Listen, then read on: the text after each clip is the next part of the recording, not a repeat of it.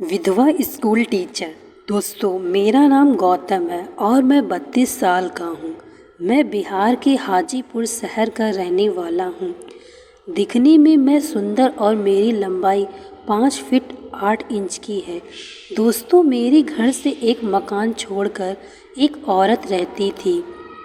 उसके बारे में मुझे मालूम था कि वो एक विधवा औरत है और उसकी कोई संतान नहीं थी और वो एक स्कूल में सरकारी टीचर थी।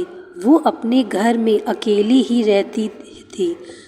मैं उस पड़ोसन टीचर जिसका नाम निशा था उससे दोस्ती का प्लान बनाने लगा और मैं उसकी जुगाड़ में लग गया। मुझे मौका पहले दिन ही मिल गया।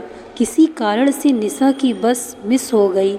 अब मैं अपने काम पर जाने निकला ही था, सामने निशा मास्टरानी दिख गई। मैं उसके पास रुका और मैंने उससे पूछा, कहीं जाना है क्या निशा मैम? वो बोली, हाँ गौतम जी, मेरी बस छूट गई है, मुझे स्कूल जाने में देर हो रही है। मैंने उससे छोड़ देने का अनुरोध किया तो वह तैयार हो गई। अब हमारे सफ़र की शुरुआत हुई। वो मेरी बाइक के पीछे बैठ गई। मैंने बाइक दौड़ा दी। रास्ते में मैंने उसके परिवार से जुड़ी बातें करना शुरू की तो निशा ने बताया, आपको तो मालूम ही है कि मैं एक विधवा हूँ और ये बात मुझे मालूम थी कि एक कार दुर्घटना में शादी के 1 साल बाद ही उसके पति का देहांत हो गया था। उसके बाद वो अभी संभल पाती कि 1 महीने के अंदर ही उसकी सास ने अपने जवान बेटे के गम में अपनी जान गंवा दी थी। पति की संपत्ति पर अब निशा का ही हक था। बातों ही बातों में मैंने उससे पूछ ही लिया, दोबारा शादी क्यों नहीं की? उसने बताया कि अब मेरी शादी की कोई इच्छा नहीं है और मैं अकेले ही खुश हूँ। बच्चों को पढ़ाती हूँ तो समय कट जाता है। मैंने कहा, ऐसा नहीं है निशा जी, जीवन का समय बहुत लंबा है। इस पर वो कुछ खास नहीं बोली। उसने बस इतना कहा, मुझे कोई सलाह देने वाला ही नहीं है। मेरे माँ बाप भी अब इस दुनिया में नहीं हैं और मेरा भाई मेरी खोज खबर लेने में कुछ भी रुचि नहीं रखता है। मैंने कहा, यदि तुम बुरा ना मानो तो मैं तुम्हारे घर आकर तुमसे बात कर सकता हूँ। वो बोली, मुझे बड़ी खुशी होगी यदि आप मेरे घर आएँ। इस तरह पहले दिन की घटना तो समाप्त हो गई। दूसरे दिन मैं उसके घर पूरा मन बनाकर गया कि आज तो उसकी बजा कर आऊँगा। दरवाजे पर घंटी बजाते ही निशा ने दरवाज़ा खोला। मुझे देखकर उसकी आंखों में एक अलग सी चमक आ गई। उसने मुझे अंदर बुलाते हुए बैठने को कहा। मैं वहीं ड्राइंग रूम के सोफे पर बैठ गया। तब निशा ने पूछा, चाय लेंगे गौतम जी? मैंने कहा, हाँ, मैं सर हिलाते हुए बोला। फिर हम दोनों ने चाय पी। फिर आगे की बात शुरू हुई। मैंने कहा, तुम अकेली रहती हो, किसी चीज़ की ज़रूरत हो तो मुझे फ़ोन कर दिया करो। बातों ही बातों में हम दोनों एक दूसरे को समझने लगे। फिर क्या था, सही मौका देखकर मैंने उससे कह दिया, तुम मुझे बहुत पसंद हो। पहले नहीं हुई होती तो मैं तुम जैसे को विधवा होने के बाद भी शादी कर लेता, लेकिन अब मजबूर हूँ। ये सुनकर वो हंस पड़ी और बोली, आप भी मुझे काफ़ी अच्छे लगते हैं।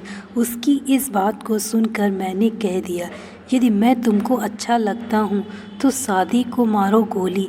ऐसे ही मैं तुम्हें वो सब दे सकता हूँ जो तुमको चाहिए। वो ये सुनकर चुप हो गई और उसने सर झुका लिया।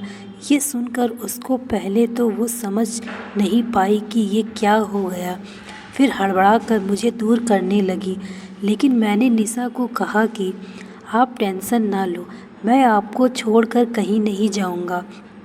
फिर धीरे धीरे निशा भी मेरा साथ देना शुरू कर दिया। मैंने उससे कहा, निशा, मैं तुम्हारे लिए ही बना हूँ शायद। अब निशा भी मुझसे कहने लगी, हाँ गौतम, मैं भी आपकी ही हूँ। फिर वो सब के बाद मैं वापस अपने घर आ गया। फिर भी मुझे कुछ अधूरा अधूरा सा लग रहा था। अचानक शाम 7 बजे निशा ने फ़ोन किया, आपके घर में कोई नहीं है तो रात का खाना यहीं खा लेना। मैंने कहा, आज मेरा मन पीने का है। वो बोली, हाँ आ जाओ, यहीं कर लेना। मैंने हंसकर पूछा, तुम्हारे पास कौन सा ब्रांड है? वो हंसी और बोली, तुम ले आना, मेरे पास वाला ज़्यादा नशा करता है। मैं हंसा और बोला, ओके, तो आप कौन सी पीना पसंद करोगी? वो बोली, मैं नहीं पीती। मैंने कहा, चलो मैं पिला दूँगा। उसने हंसकर जल्द आने का कह दिया। मैंने भी हामी भर दी। अब क्या था, रास्ता एकदम साफ था। दोपहर के बाद रात तक का समय मेरे लिए सालों जैसा कटा। शाम हुई और मैं विस्की का खंभा लेकर निशा के घर पहुंच गया। सामने निशा नीली साड़ी में खड़ी सुंदरता की मूरत लग रही थी। मैं अंदर आ गया। उसके बाद निशा ने दरवाज़ा बंद कर लिया और फिर वो सब के बाद मैं अपने घर आ गया। इस तरह अब निशा के साथ साथ मैं भी खुश रहने लगा था। सरकारी नौकरी के कारण उसके यहाँ पैसे की कमी भी नहीं थी, तो वो मेरा भी ख्याल रखने लगी थी। दोस्तों, मैं आशा करती हूँ आपको यह कहानी अच्छी लगी होगी। यदि कहानी अच्छी लगी हो तो वीडियो को लाइक तथा चैनल को सब्सक्राइब अवश्य करें। Thank you so much watching this video. Like, share and subscribe.